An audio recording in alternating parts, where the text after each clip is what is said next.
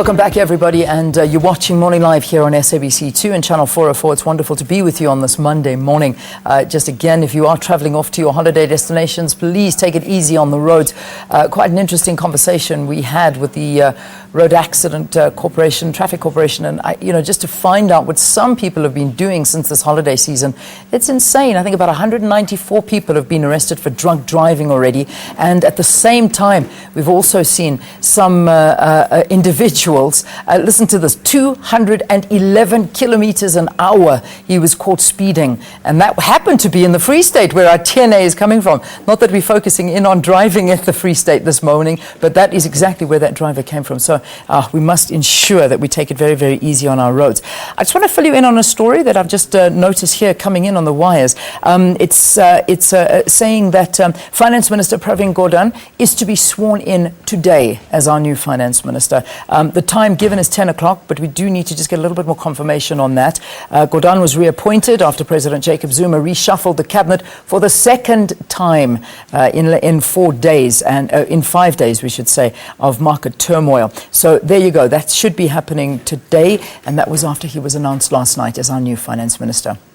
All right, back to the Free State we go. Peter, it's over to you. I'm not going to ask anyone on your panel to comment on the 211 kilometers an hour driver out in the Free State. That's a bit too fast, but we'll talk about how fast the education system is moving there, shall we?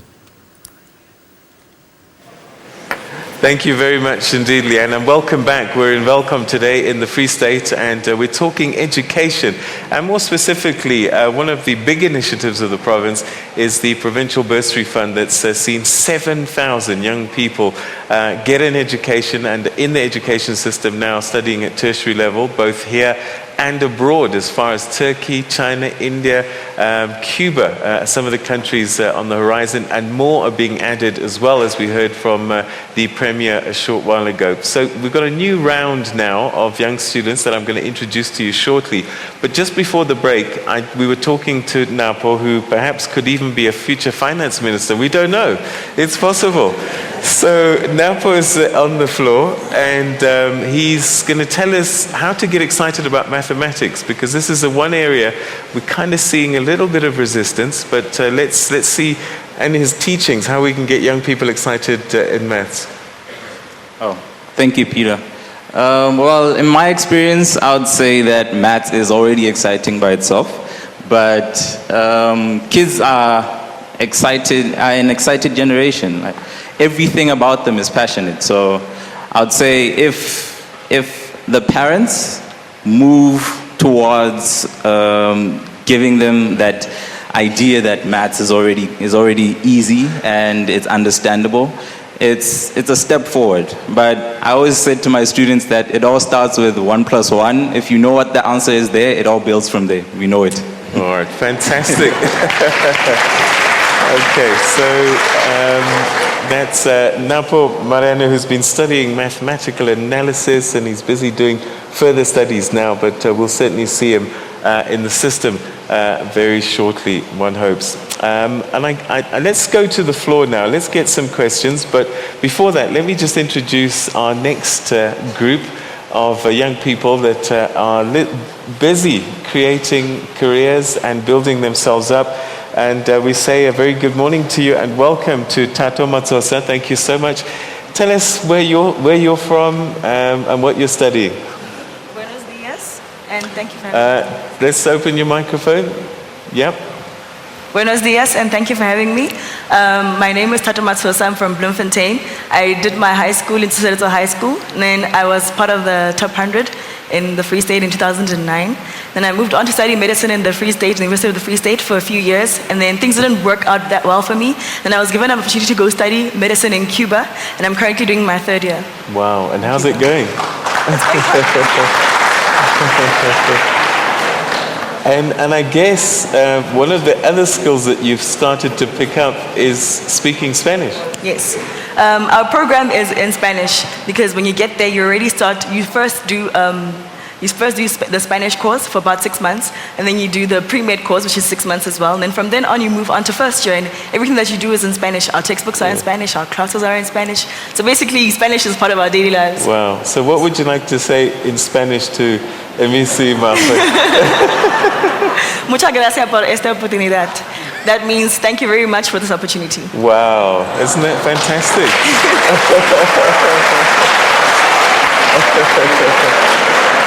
But I guess that as much as you've got partners in South Africa, this kind of thing wouldn't be possible without partners from abroad.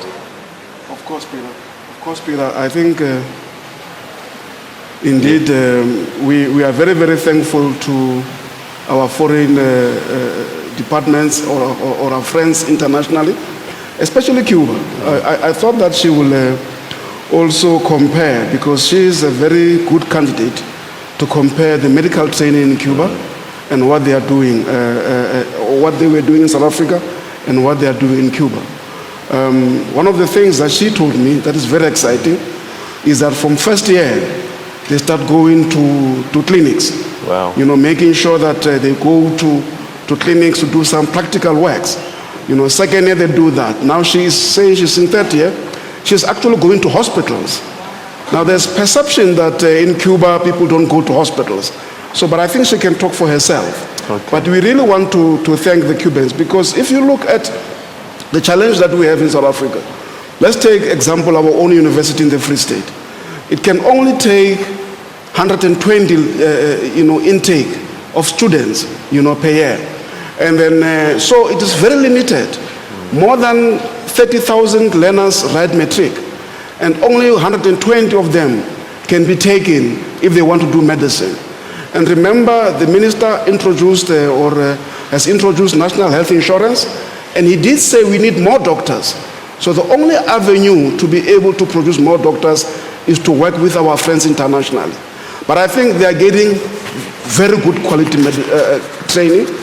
But also Cuba is one of the best in terms of their own medical system. I'm raising these things, I'm expecting them to come from here. But she's probably slightly more nervous. If you give her another chance, she'll be able to cover these things. All right, so let's just get a quick comment then about the kind of training you're getting in Cuba. What is it that they're doing well in terms of training you as a doctor? Okay, you find that in Cuba, for most of the subjects that you do, there's actually practicals.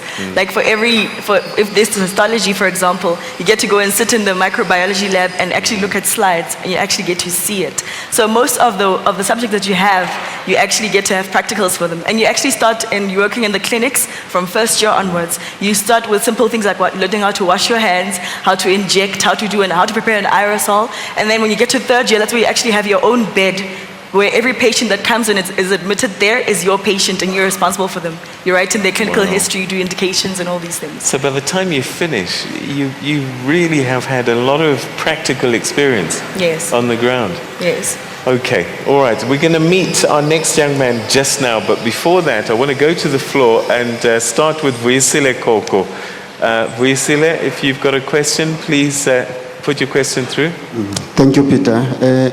MEC, except the best 100 student in our province, I pick up that the students doing medicine are struggling to get funding compared to other fields. And my question is, how do we close that gap as a province in order to help these students realize their dreams? Thank you. Okay, do you want to address that actually? Well, I think we are rolling out a very comprehensive bursary program. And students who are doing medicine, normally they are always prioritized. So, Tusom Taung, for an example, would go on radio, pick up a student from University of Cape Town who says, I've been struggling to get the bursary. We have been able to help, either through our own bursary program or interacting with the business people, or with the sitters, sometimes with the National Minister of Higher Education. So we have been able to help because medicine is priority number one. Remember, education and health, those are the winners for any country in the world. All right. Our next student sitting next to you with the cool haircut is Katleho Ntahale, thank you. Tell us a little bit about your story. Where are you from, and what you're studying, and what's going on in your life? 大家好，你们好。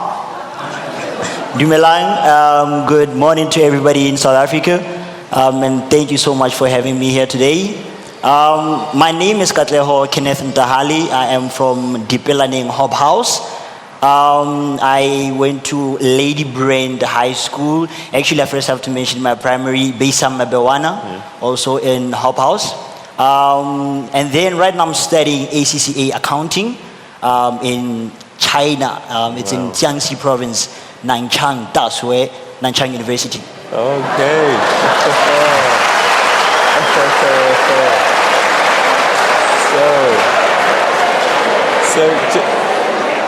So just at the beginning, you were speaking to us in Mandarin.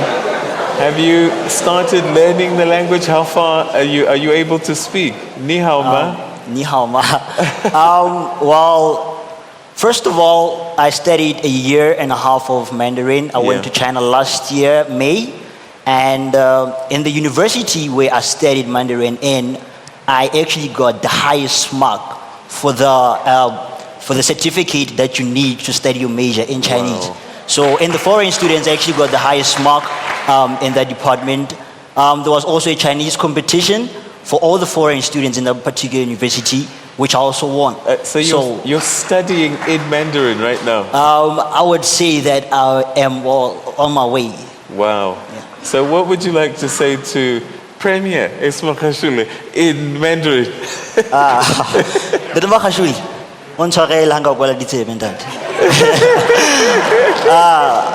我的总统非常感谢你给我这个机会，没有这个机会，我今天不能会在这跟你们讲。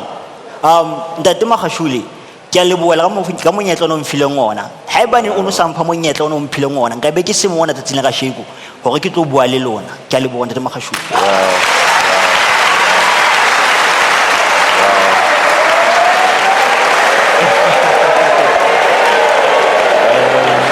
I'm very, very excited to hear. It's not just actually about the studies, but also that we're creating international students, bringing these languages back home as well. True, Peter.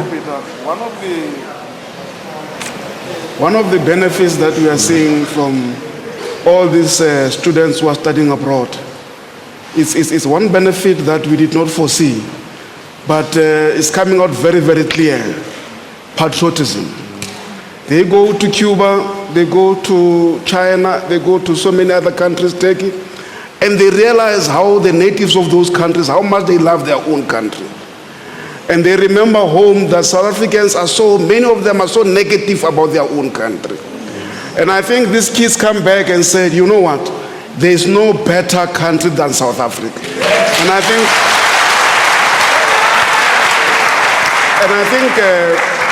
it's a plus on our side. They come back understanding the language, speaking the language, foreign language, but they continue to love their country. Right. And they all commit that after finishing our degrees, we are going back home. So when the Chinese come here, they won't be interpreted by other Chinese. We'll be having our own Chinese to say, let's go. Okay, let's go to Chakane MJ.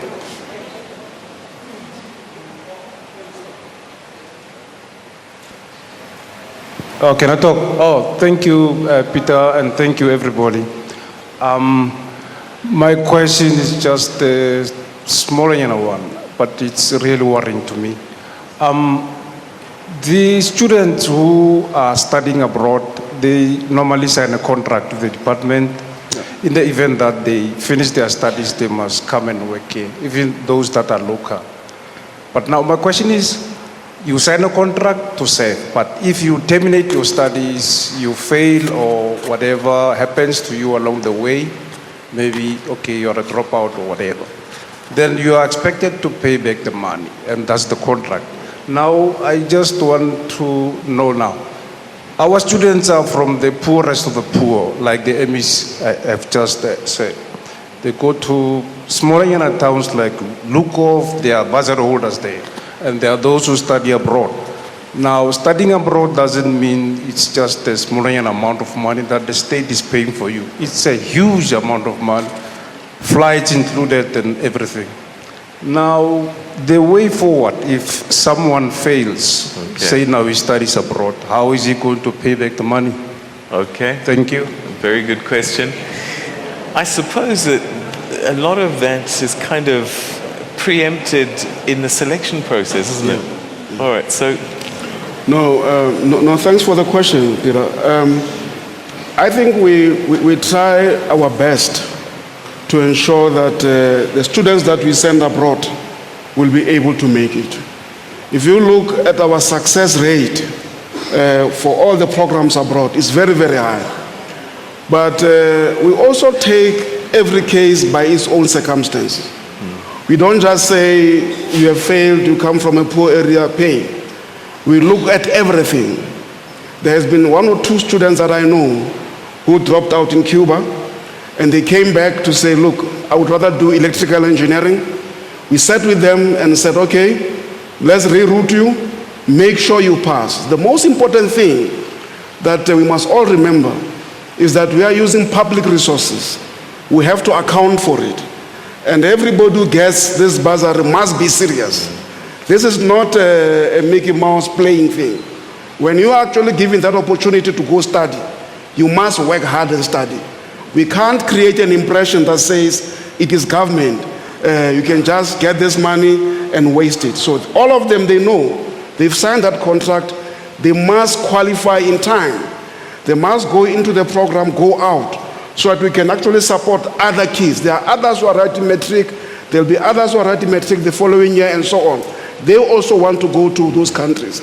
And I think also it's a very bad impression if they go internationally and fail, because, you know, the professors at Cuba actually were engaging us to say, we don't want you to send mediocre students here. We want you to send your best because we want them to pass. If they fail, we are worried. You know, it's not like some other universities where people say if they fail, it's part of the statistics. In some of these countries where we are sending our students, if students fail, professors get very, very worried. It tarnishes their image as the university. And therefore, there's a lot of effort and support that makes sure that our students succeed. But indeed, in terms of responding to the questions, we always look at the total circumstances of that learner. We don't just apply the rule willy-nilly. Okay, all right. Well, let's meet another student, Simtembele Songinga. Tell us your story, what school you're from, and where you're studying and what you're studying. Okay, good morning, everyone. Thanks for having me. I'm Songinga Simtembele. I'm from Virginia. I did my high school at Mamelo Senior Secondary School. Right now, I'm studying computer engineering at KD's University at Turkey. And tell us about that experience. Turkey, I mean, it's far away and completely different culture, hey? Oh, yeah.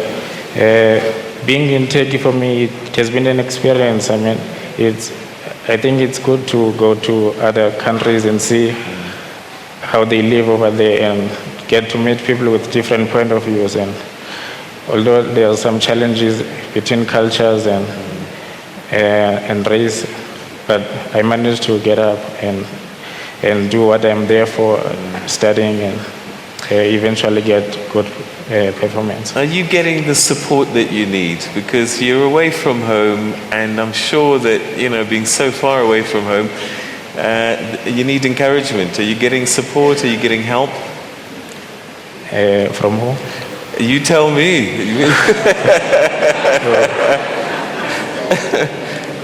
Did MEC just put you on the plane and say good luck and gave you a handshake, or do they check up on you to see how you're doing? They're supporting me in terms of financially. I think that's more than enough. They don't need to do anything more than that. So they don't need to baby you. Sorry? I said they don't need to treat you like a baby. No, they don't need to. I mean, they put me there understanding that I can push myself. Yes, right. I'm self-motivated and all that. So. All right, fantastic. That's a great story. But MEC, I'm sure that you guys are following up Yes. on what the students are doing, how Yes. they're progressing. Tell us about that. No. We are following up. I may say something. These scientists speak very little. Yes. But I can tell you that this gentleman here who's speaking, he's a top achiever at his university in Cadiz. Wow. He has done so well that the university came to us to say, take back your money. We want to fund the student.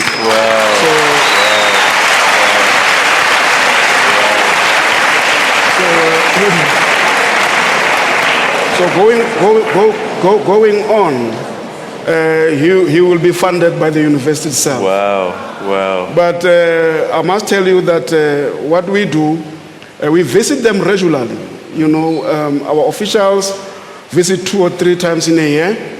But we as mayors, MECs, Premier, MPs and MPLs, we make sure that now at least once a year, we go and meet the students.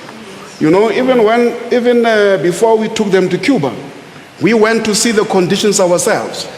We go there, even when Premier was speaking about Russia, we go there, go to see the classrooms, go to see where they're supposed to sleep, go look at the food that they eat, because many of us have been students.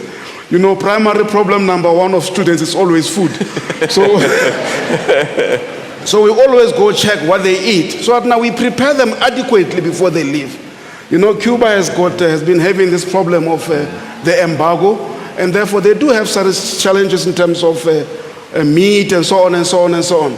But I'm happy, after talking to them, they're happy. They understand that what is important there is to get the skills. Right. Don't worry about whether this food is this. As long as you get proteins and starch, don't worry what is the form of protein and starch. So we actually ensure that. We induct them. We have got a team of psychologists and medical doctors who sit with them, prepare them adequately for this environment. Because you are right. It can be a traumatic experience to go overseas and interact with many people and so on and so on and so on.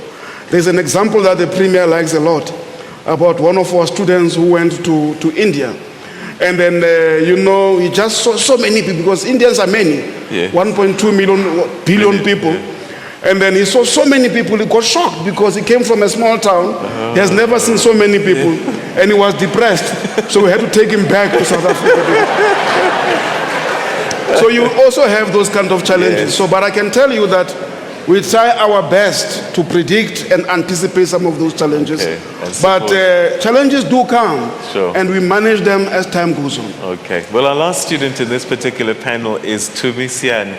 If you could tell us your story, where you are, what you're studying. Yeah, Diriboshi, Peter. Oh, okay. Tinofara Kugona. Tafara Disu. We're speaking Shona. He's saying we're happy to see each other. So, are you in Harare? No.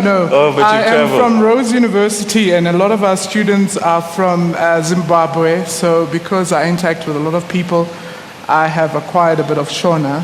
So it's very good, Shona, I must say. Forgive me if I become a little bit emotional. I like to speak from the heart, and I'm going to forget that the cameras are here, and I'm just going to speak from my heart. So if I become a little bit emotional, it's fine.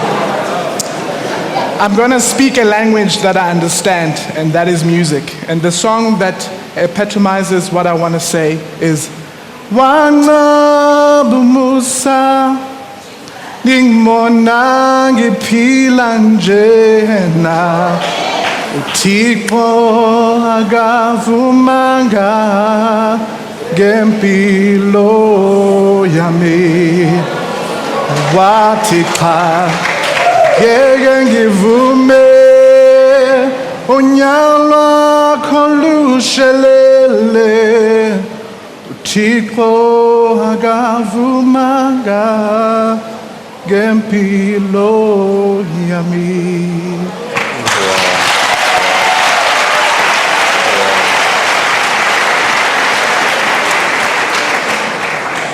My journey started I'm 32 years old in March. And I'm going to start in the beginning. I went to a small school called Chiletang, a non-fee paying school. in the Free State. I was a position 1 student, except in grade 2. I went, I still remember because I'm competitive. And after that, because I'm musical, I got a scholarship to go to Grey. Now, I'm a very poor student, and all of a sudden, I'm sitting with kids of MEC. I remember Mr. Lukota's son was in my team and whatever, but I didn't have the shoes, I didn't have the iPad, and I always say to people, don't be fooled by the twang. I got it as I went along. So with me, I come from a very impoverished background, and I have a letter that shows that I've just completed my master's as a psychologist. I'm going on for a PhD now.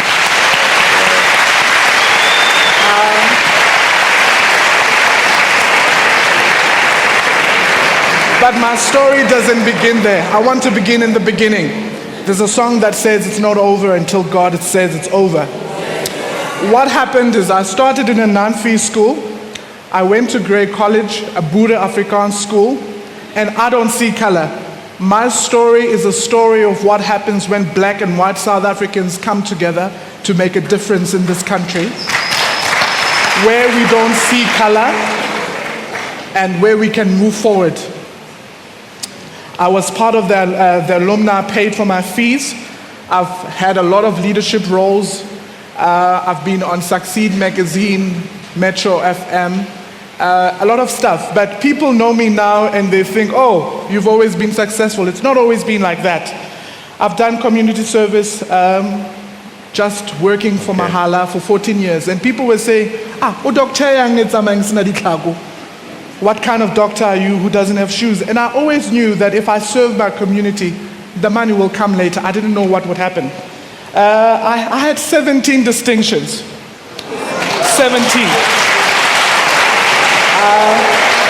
In criminology, in sociology, in organizational behavior, I started doing motivational talks.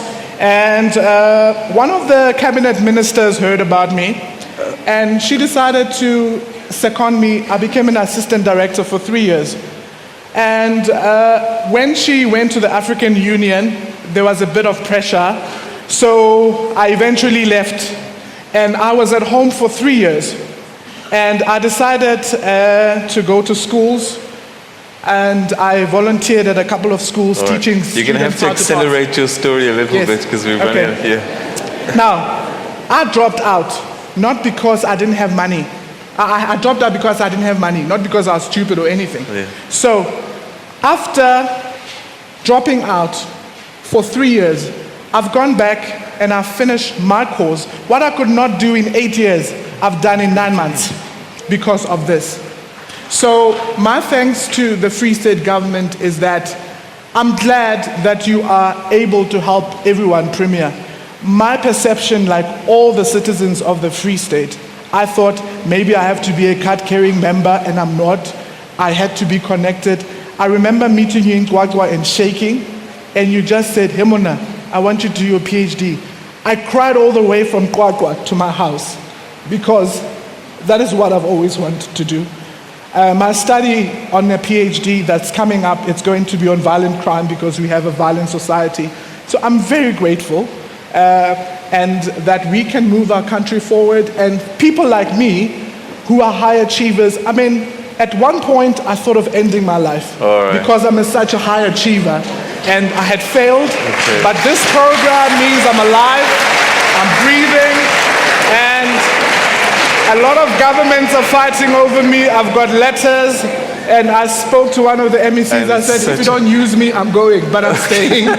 Thank you very much indeed for sharing that very powerful story. And again, each one of these bursaries isn't just about money. It's actually real young people who've got potential that are able to do amazing things. So I want to thank you very much indeed for all of you coming to share your story. We're going to take a quick break, and when we come back, I'll introduce you to another group of young people and get more powerful testimony about this provincial bursary fund. All of that coming up after this.